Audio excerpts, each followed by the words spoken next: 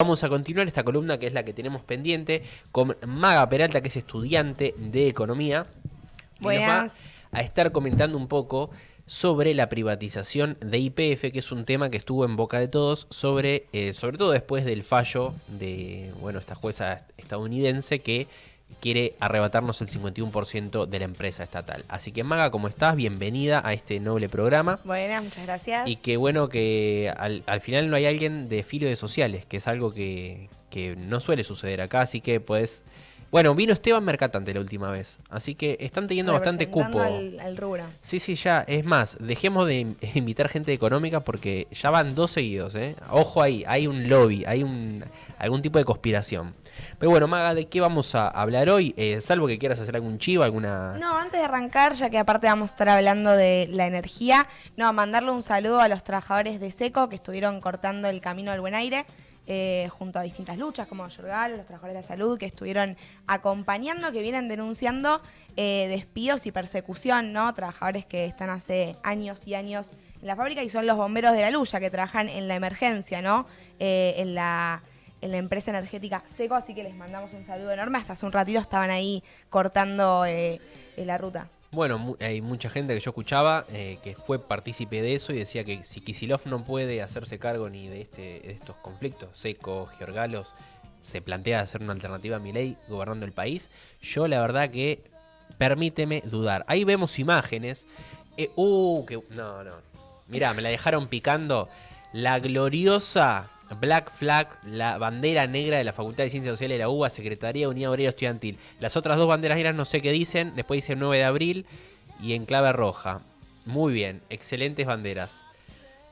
Bien, vemos ahí los trabajadores de SECO. Bueno, estas son imágenes para toda la audiencia que nos está viendo, de quienes no pudieron ir. Mucha de nuestra audiencia más fiel está en el corte porque nuestra multitud acomplejada que nos mira son personas muy zurdas, muy de izquierda. Entonces es muy probable que estén ahí acompañando a los trabajadores, que es lo que hay que hacer, básicamente. Y que nosotros, si no estuviésemos acá en este programa, seguramente estaríamos en ese lugar. Pero bueno, volviendo al tema que nos compete, Maga, fue lo de YPF. Hace poco fue el fallo.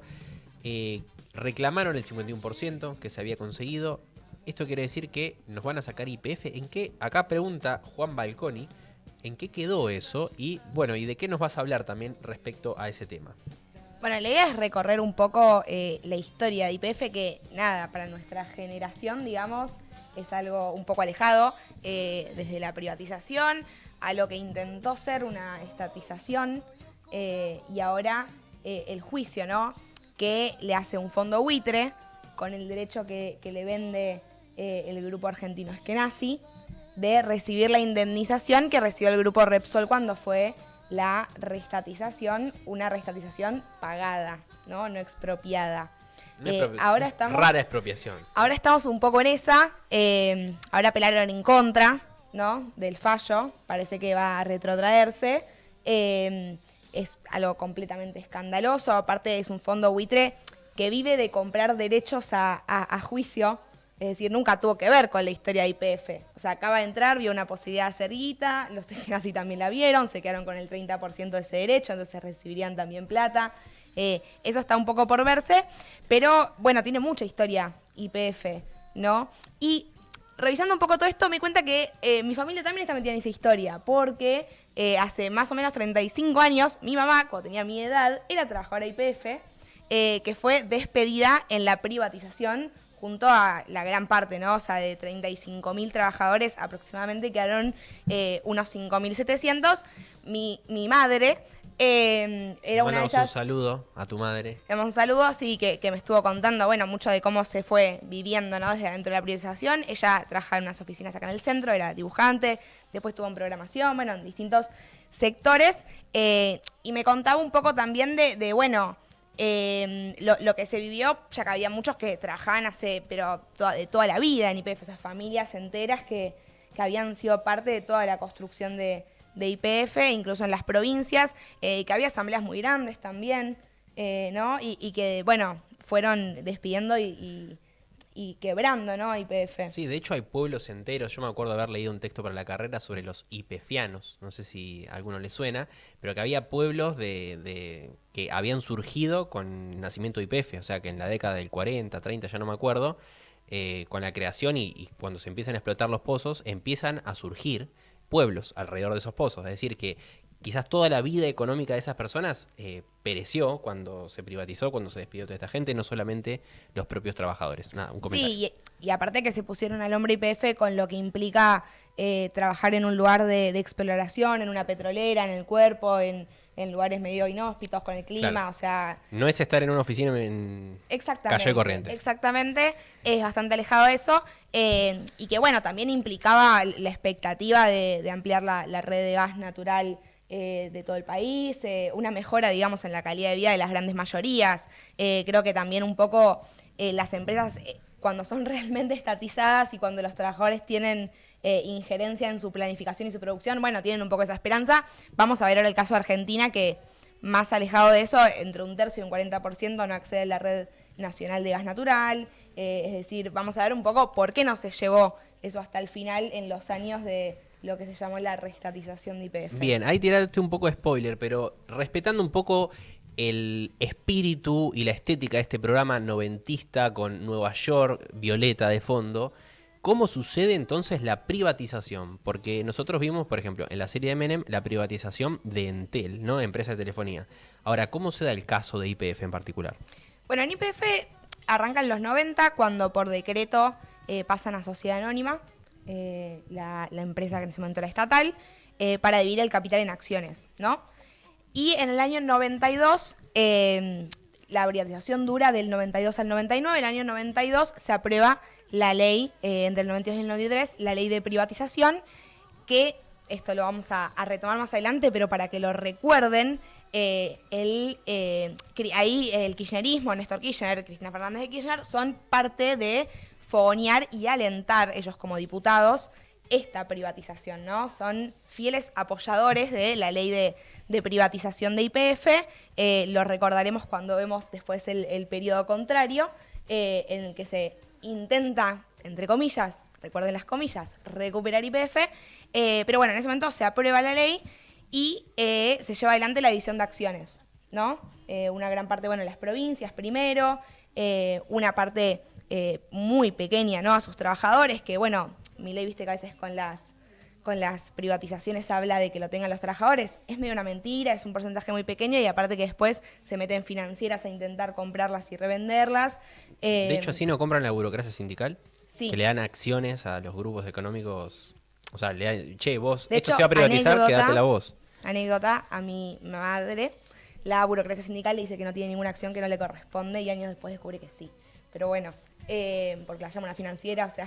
Tu mamá es dueña de YPF. Por las vueltas de la vida. No, claramente no. Trabajó muy pocos años ahí aparte, unos 7 años, a diferencia de otros, pero bueno, la burocracia ahí intentó hacer parte de su tajada. Pero bueno, en esos años más o menos se lleva adelante la privatización y la venta a Repsol, que adquirió el 99% de las acciones de YPF. Entonces ahí Repsol se convierte en dueña de YPF, ¿no?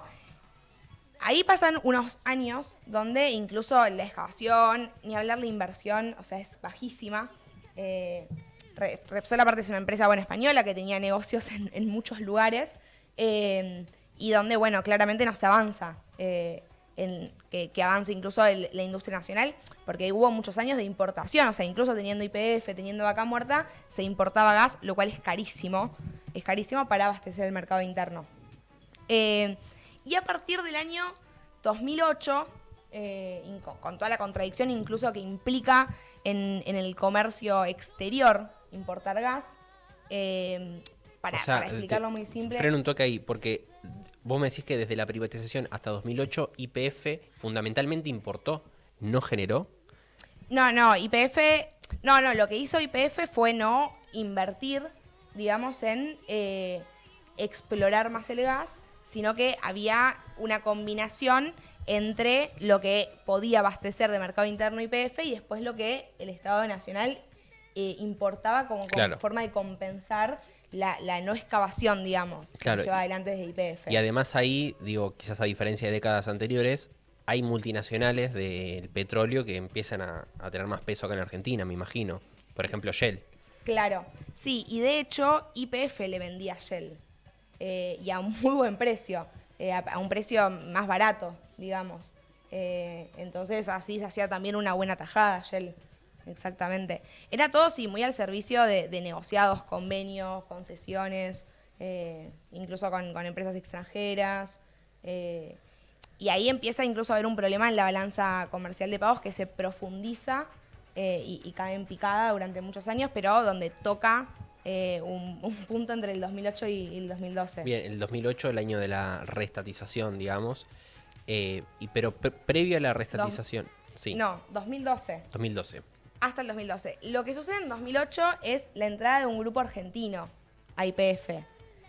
Tal vez el kirchnerismo quiso mostrar que entren capitales nacionales era una forma de recuperar la empresa, planteando que iban a jugar un rol progresivo en función de los intereses nacionales. Estamos hablando del grupo Eskenazi, la familia Eskenazi, que no tenía ningún tipo de experiencia en el sector, que promovieron la entrada de este grupo a YPF con el objetivo de recuperarla y que lo tengan capitales locales, que bueno, iban a jugar para Argentina. Veremos ya que no fue para nada así, pero que lo escandaloso fue que ingresan sin poner un peso y esa compra de acciones la hacen en base a deudas que firman pagar con las divisas, con las ganancias que genera YPF. Entonces ellos entran así, sin poner... Se endeudan, digamos. Dicen, te pago después cuando yo me quede con las ganancias de la empresa.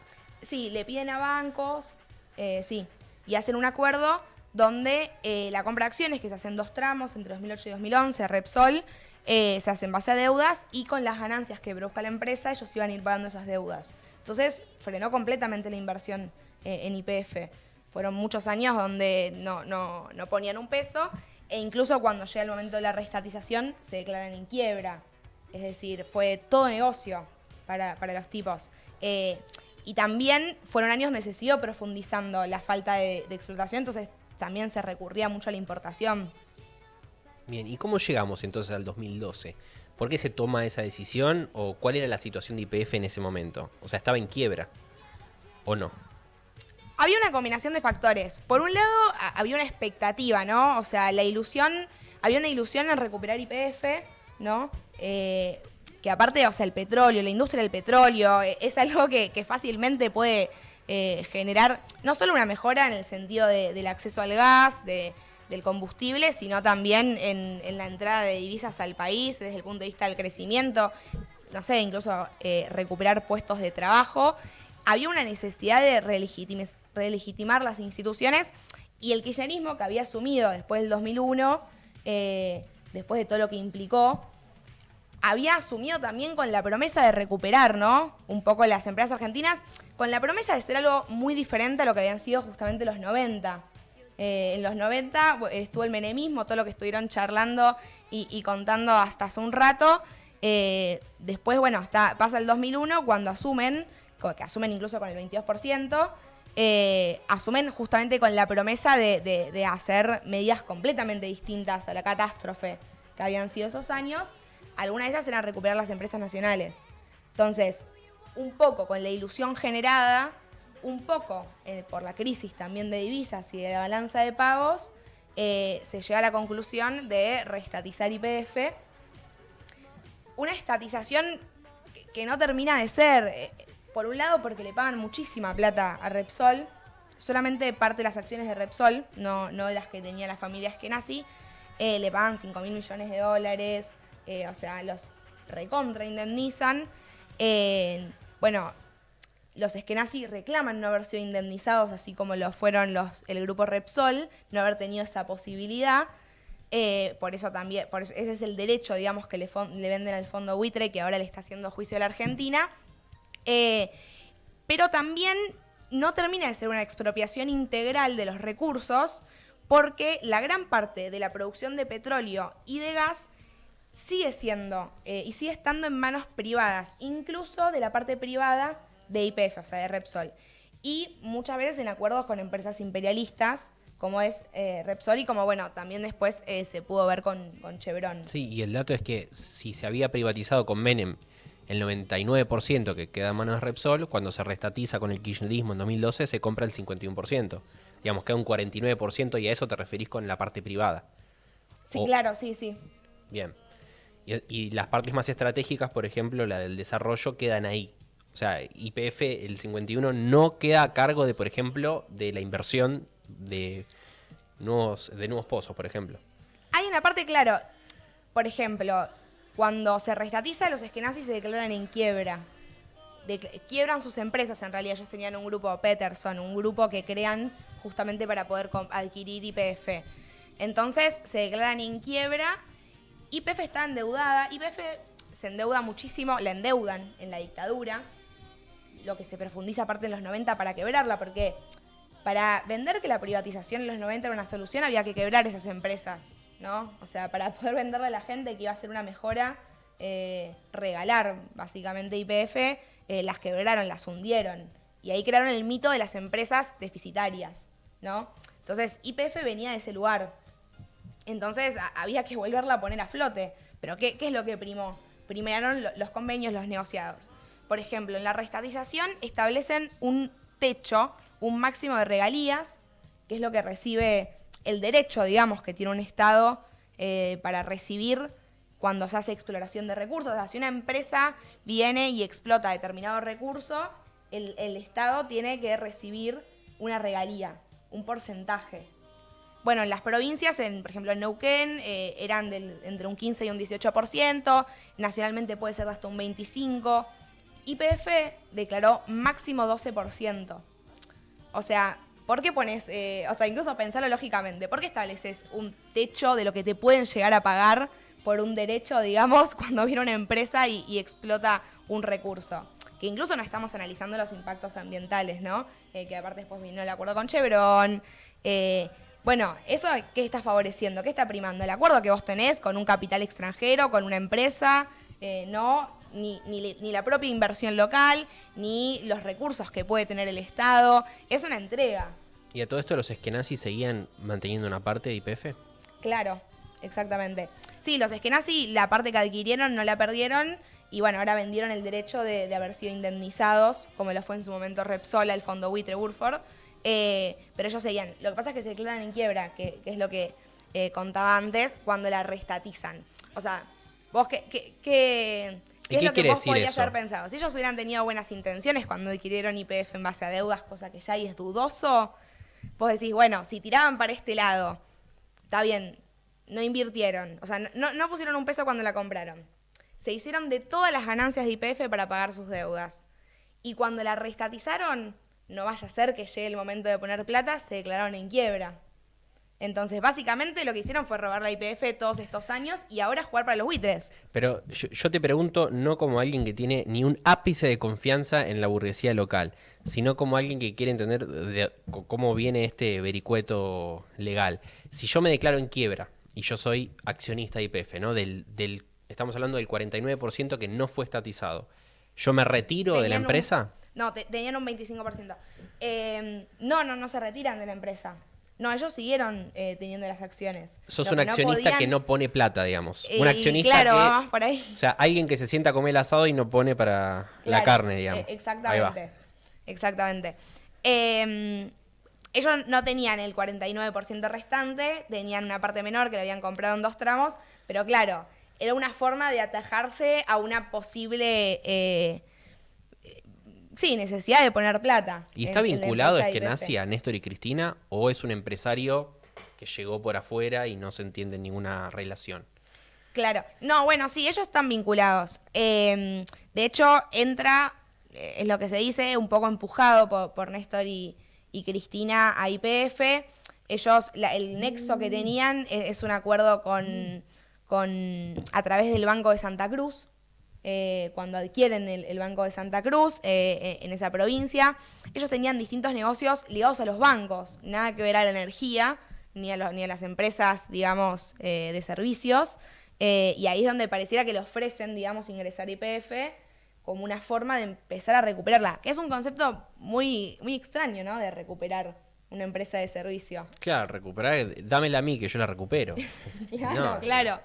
Así Totalmente. Bueno, entonces, al mismo tiempo que pasa eso, sucedía la importación de gas que gastaban, esto incluso una vez que ya habían entrado los Eskenazi al grupo YPF, vos decís, bueno, vos tenías un problema de que con la YPF privatizada no se exploraba gas. Entonces no abastecías el mercado interno. Entonces gastabas un montón de plata en importar. Vos decís, bueno, entra un grupo argentino local que es parte de recuperarla, eso va a cambiar, van a invertir. No, lejos de eso se profundizó la importación de gas y esos son realmente millones de dólares, porque tuvieron incluso que construir todo un puerto para recibir ese gas en Bahía Blanca, ¿no? Y mientras sucedía todo eso, mientras sucedía la importación de gas, está el mito, bueno, de que YPF no producía suficientes ganancias, pero entre las divisas que se hacían los Eskenazi para pagar sus deudas y Repsol, que no estamos hablando mucho de Repsol, pero fugaron divisas de YPF, se estima que se llevaron 5.000 millones de dólares durante esos años, durante esos 4 años. O sea, básicamente fue un saqueo completo.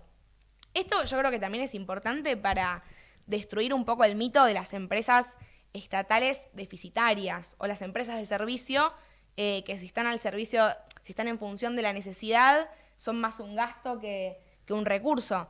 Y lejos de eso, las empresas de servicio, y, bueno, ni hablar una que tiene la posibilidad de producir gas y petróleo,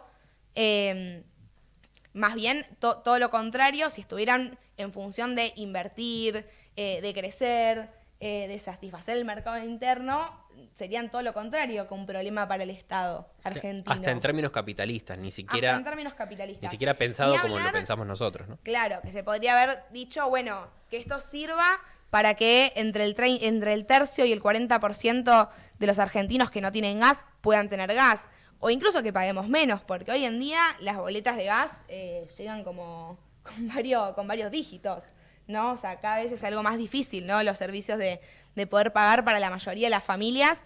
Y no fue algo que se quiso atacar, digamos, ¿no? Un problema que quiso solucionarse de raíz. Después incluso hubo un acuerdo con Chevron, que tiene toda la parte del fracking, que bueno, tal vez puede quedar para un próximo encuentro, todos los impactos ambientales, ¿no? De la exploración de recursos indiscriminada que solamente persigue ganancias, porque justamente fue el fracking lo que estuvo atrás del acuerdo con Chevron, pero bueno, que también un acuerdo con una empresa extranjera, saqueadora. Un acuerdo secreto, además, durante el gobierno de Cristina. Que Claro. no se sabían cuáles eran los términos y condiciones de ese contrato. De hecho, al día de hoy entiendo que no se sabe. Quizás alguien ahí sabe y yo no. Pero por lo que yo sé, eso no fue publicado, no salió a la luz y tuvo mucho que ver con esto del fracking y la exploración de vaca muerta, que digamos, se puede decir mucho sobre eso porque no sé si hay otra forma de sacar el gas de vaca muerta sin fracking, pero el problema no es ese, sino si vas a hacer fracking y vas a hacer bolsa todo, después, ¿qué vas a hacer con ese recurso por el cual yo pagué con con mis bienes comunes naturales, digamos? Ese es el principal problema que da para un debate igual largo y tendido, ¿no? Como todo ese tema. Sí, y bueno, que Kicillof incluso estuvo involucrado cuando fue el acuerdo con Chevron, que también fue extraño como el silencio de varios cuando se vuelve a hablar de YPF, ¿no? Incluso para pensar, bueno, ¿qué hicieron cuando YPF estuvo cerca de sus manos? O tenían la posibilidad. Bien. ¿Y cómo continúa la historia desde ese momento de la extensión para acá? Porque ahora ya estamos viviendo un momento en el cual se pone en cuestión esa estatización, que si bien vos les ponías comillas, digamos, lo que quieren hacer es retroceder incluso para volver al viejo 99%, ¿no? Entonces, desde ya que uno, cuando habla de esta estatización que no lo saca a YPF de la lógica del mercantil y que todos los problemas que eso tiene, desde ya que se para igualmente en contra de una reprivatización, ¿no? Porque preferible estatización a media que reprivatización. Pero ¿cómo continúa esa historia hasta el día de hoy que digamos que se pone en cuestión eso de la misma manera que se puso en cuestión en los 90? Sí, total, que incluso, o sea, no solamente YPF, sino que Aguas Argentinas, en su momento también se hablaron de los trenes, muchos servicios, se quiere volver a la lógica que, bueno, se dice mucho la frase de vender hasta las joyas del abuelo, en el sentido de rematar todo, y para eso construir el relato de que los servicios estatizados son más un problema que una solución, criticando justamente problemas que tienen esos servicios estatizados que tienen más que ver con la lógica capitalista con las que se lo maneja, como si fueran empresas, ¿sí? De servicios públicos, negocios privados, una lógica como si fuera una empresa privada con la que se manejan esos servicios, en vez de, por el contrario, mantenerlos estatizados, pero bajo el control de trabajadores y profesionales que piensen cómo están para, por ejemplo, que todo el mundo acceda de forma súper económica al gas. Sí, y una cosa que agrego que hoy se puede cuestionar que, o sea, por ejemplo, que haya un fallo que te quieran sacar ese 49% porque no se terminó de expropiar realmente el 100 y sacarla de esa forma jurídica que es la propiedad anónima, la sociedad anónima, porque lo que hicieron, por ejemplo, con Aerolíneas Argentinas, corregime más si vos lo sabes mejor que yo, que también se pone a consideración que se puedan comprar acciones de aerolíneas, que no es una privatización por decreto, pero sí que habilita la posibilidad legal a que alguien la compre. Bueno, el kirchnerismo creo que no retrotrajo esa forma jurídica a la original, digamos, sino que la dejó siendo una sociedad anónima con el Estado siendo el socio mayoritario. Con lo cual, siempre está abierta la posibilidad de que esas acciones vuelvan a manos de un privado. Claro, vos decís algunos servicios que incluso se mantuvieron como sociedades de capital, o sea, divisibles en acciones. Sí, porque de hecho, incluso los estatutos de muchas empresas que se habían hecho incluso, o se habían modificado durante la dictadura, no fueron modificados. O sea, esto, por ejemplo, de que le pueden hacer juicio a la Argentina, a los Eskenazi, el Fondo Burford, por la indemnización, es porque está así en el estatuto de YPF, que es algo que nunca se modificó, o sea, un estatuto que tiende a estar más en contra de ser de la lógica estatal de la empresa y más a favor de la capitalista. Y así hay varias recuperaciones que, al estar muy a medias, fácilmente después viene un gobierno que las quiere rematar, hundir, etcétera, las desfinancia y las pasa justamente a acciones, como decías vos. Bien, no, y yo creo que también para ir yendo a las conclusiones, que se nos va el tiempo, que Milei me parece a mí que está otra vez bajando algunas de sus banderas, porque cuando habla de la privatización de AISA, por ejemplo, y quiere, digamos, decir que el Estado no se tiene que hacer cargo del agua, lo que está diciendo en realidad es que del agua se tiene que hacer cargo el Estado israelí, porque la quiere vender a Mekorot, digamos, una empresa estatal de un Estado, pero en Israel. Entonces, no queda muy claro ni por el punto de vista ideológico, ni tampoco por el punto de vista de por qué entonces se pelea, porque, o sea, el gobierno apeló al fallo, digamos, y quiere que YPF lo siga manteniendo dentro de su órbita. Entonces, sí, yo supongo que al FMI tampoco le había resultado muy gracioso. Claro. No, pero además lo ve más como una necesidad, digamos, porque, digamos, será todo lo neoliberal que quiera, pero tampoco es boludo como para decir, bueno, sí, toma una de las principales fuentes, digamos, o sea, que puede llegar a tener en algún momento la exportación de gas como fuente de dólares para pagarle al fondo, ¿no? Entonces, como que también Milei hasta está reculando en ese sentido, aunque eso no descarta la posibilidad de que quiera avanzar con una privatización, de hecho, de ese y otros servicios públicos o de otros derechos elementales, de educación, salud, etcétera, ¿no? Sí, sí. Todos servicios públicos que, de vuelta, es clave que enfrentemos los avances privatistas y que justamente peleemos porque sean estatales, pero que se decida, o sea, que los trabajadores que conocen el funcionamiento de esos y las potencialidades de esos servicios mejor que nadie y profesionales estén pensando o sea, que estén con el control de esos servicios para justamente pensar el problema de la inversión. O sea, un servicio en el que no se invierte, que funciona mal, que tiene tarifas altas. Justamente después también es de lo que se agarran estos gobiernos de derecha para querer hundirlos aún más y decir esto no funciona, esto tiene que ser privado. Que en los 90 se decía, no, cuando sea privada, pero nos vamos al primer mundo. Ahí tenés. Y así estamos, con casi cerca de la mitad del país viviendo de garrafa, con lo que implica en términos económicos, porque es muy caro, pero también es peligroso. Cuando tranquilamente podría todo el país abastecerse de gas natural. Pero bueno, sí es importante remarcar que pelear por que se mantengan estatales estos servicios, por la estatización de todos los servicios, ¿no?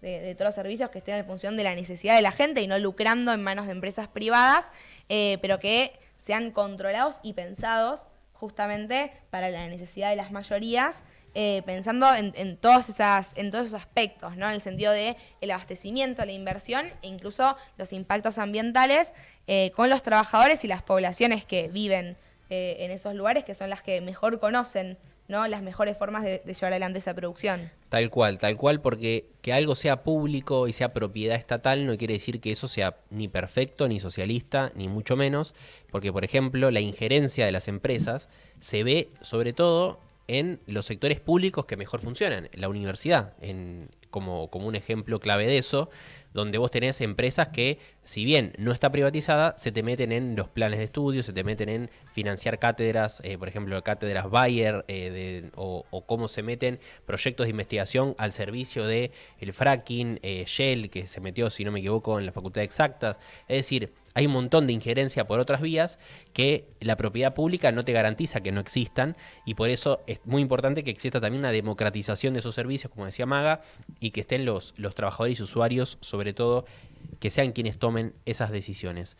Así que bueno, nos estamos yendo un poco de horario. La verdad que esto de las horas extra nos está arruinando. La flexibilidad laboral llegó, el futuro llegó.